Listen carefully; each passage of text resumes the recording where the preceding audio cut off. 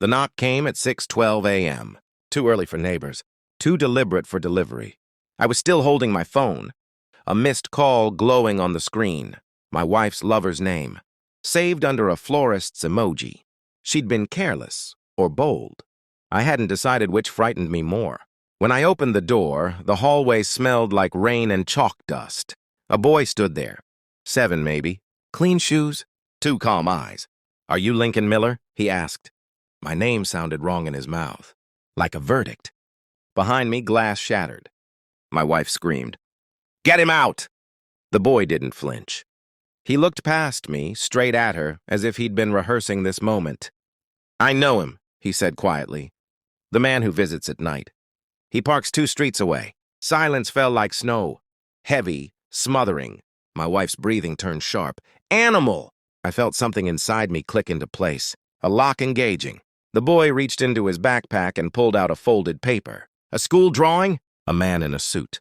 A woman with red hair. A building with my company's logo. Underneath, in uneven letters, Dad's work. I didn't invite him in. I stepped aside. I didn't ask questions that morning. I made cereal. I watched my wife's hands shake as she pretended to wash. A mug she'd already washed. The boy, Evan, sat at the table like he belonged there. Because he did. I felt it before I confirmed it. A quiet recognition. A familiar stillness. My wife avoided his eyes. She avoided mine. That was new. For months, she'd been warmer. Kinder. Sex had returned like a favor. She asked about board meetings. About trusts. About signatures. I thought it was love maturing. It was inventory. I remembered the nights she came home late smelling like hotel soap. The sudden interest in prenups. The way she corrected me when I said our company, hers. The boy watched everything. He ate slowly, observant, strategic in a way no child should be. "She told me not to come," he said. Not accusing. "Just stating a fact." My wife's voice cracked. "Lincoln, please." This is insane." I nodded, calm, detached. Inside, the storm gathered names, dates, numbers. $40 million doesn't vanish. It's transferred, layered, hidden. So are children. I moved like nothing had changed. I kissed my wife goodbye. I told Evan he could stay the week. I gave him the guest room with the window facing the garden cameras. At work, I asked for audits under the guise of expansion. Quietly rerouted notifications. Had legal pull trust documents from storage. At night, I watched phone logs scroll.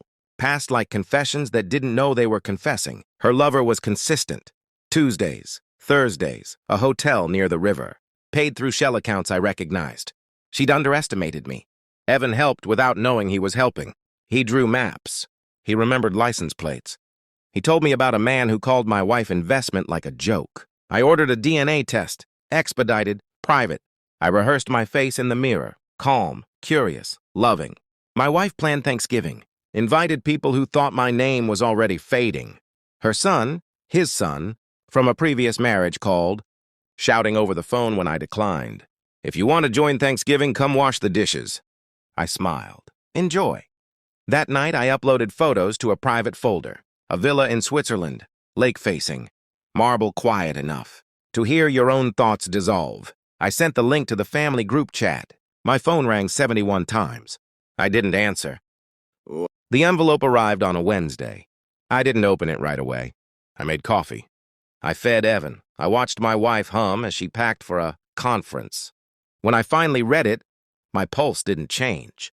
99.98%. I folded the paper and slid it across the kitchen table. She opened it, read, dropped it. "No," she whispered. Then louder. "No, this isn't..." I looked at Evan. "Go finish your homework." He nodded, left without a word. I asked my wife one question. One I already knew the answer to. "How long were you planning to take everything?" Her face collapsed inward. Years of rehearsed affection fell away. I deserved... I stood, took my jacket. "You deserved accuracy," I said. The board meeting lasted 11 minutes. I presented documents, transfers, emails. The lover's name surfaced like a body. My wife wasn't there.